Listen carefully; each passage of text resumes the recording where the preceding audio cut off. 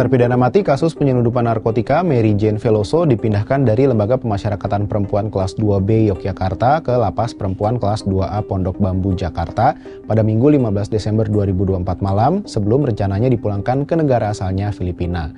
Adapun pemindahan ini merupakan tindak lanjut dari penandatanganan pengaturan praktis atau Practical Agreement antara pemerintah Indonesia yang diwakili oleh Menko Kumham IMIPAS Yusril Iza Mahendra dan Wakil Menteri Kehakiman Filipina Raul T. Vazquez di Jakarta Jumat 6 Desember lalu.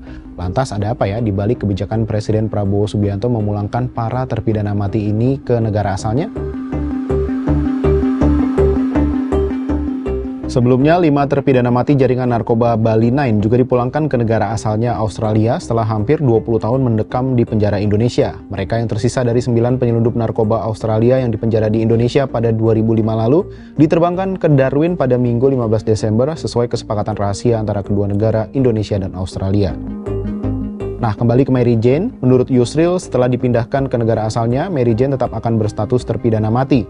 Namun ia menyebut tanggung jawab pembinaan selanjutnya akan dilimpahkan ke Filipina, yang bahkan bisa saja memberikan pengampunan pada Mary Jane. Pejabat Kementerian Luar Negeri Filipina, Eduardo Jose de Vega, sebelumnya sempat mengatakan Filipina tak sekadar berniat memulangkan Mary Jane dengan mekanisme pemindahan tahanan, tapi juga berencana memberikan grasi padanya. Menteri Koordinator Bidang Hukum, HAM, Imigrasi, dan Pemasyarakatan Yusril Iza Mahendra mengatakan karena aturannya belum ada, keputusan memindahkan Mary Jane Veloso ke Filipina merupakan diskresi Presiden Prabowo Subianto yang diambil dengan mempertimbangkan konvensi praktik penyelenggaraan negara dan asas umum pemerintahan yang baik.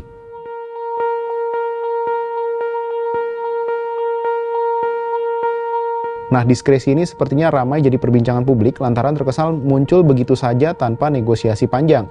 Sebut saja pemulangan 5 anggota Bali 9 dibahas Prabowo dan PM Australia Anthony Albanese di sela-sela KTT APEC di Peru 15 November lalu. Sementara kesepakatan pemulangan Mary Jane justru pertama diungkap Presiden Filipina Ferdinand Marcos Jr. pada 20 November.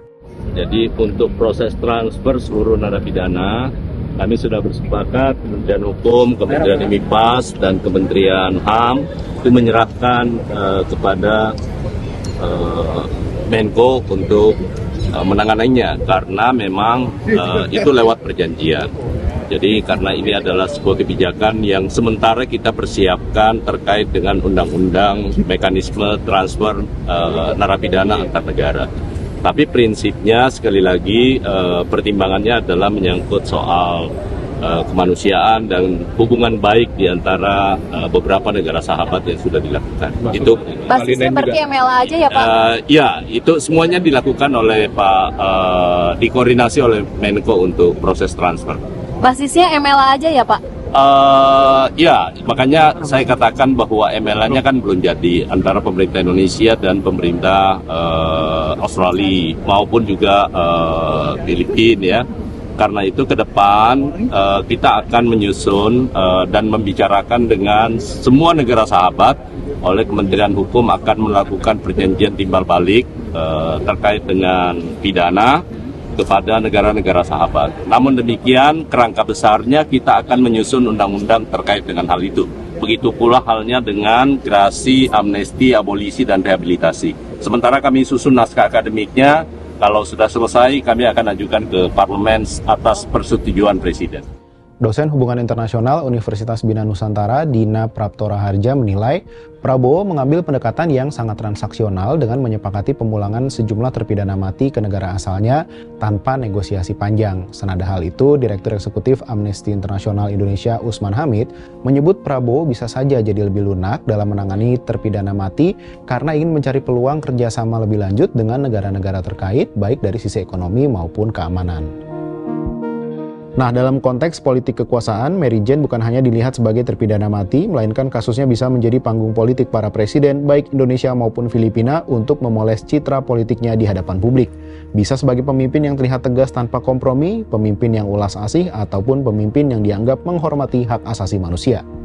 Nah, terlepas dari peluang politik pencitraan para presiden, Mary Jane sudah seharusnya memang dibebaskan dari pidana mati tanpa syarat. Bukan karena kebaikan hati para presiden, melainkan karena kepatuhan pada instrumen internasional yakni Palermo Protocol tahun 2000 dan ASEAN Convention Against Trafficking in Persons tahun 2015 yang telah diratifikasi kedua negara. Kedua instrumen ini memberi mandat adanya prinsip tak boleh ada penghukuman terhadap korban perdagangan orang.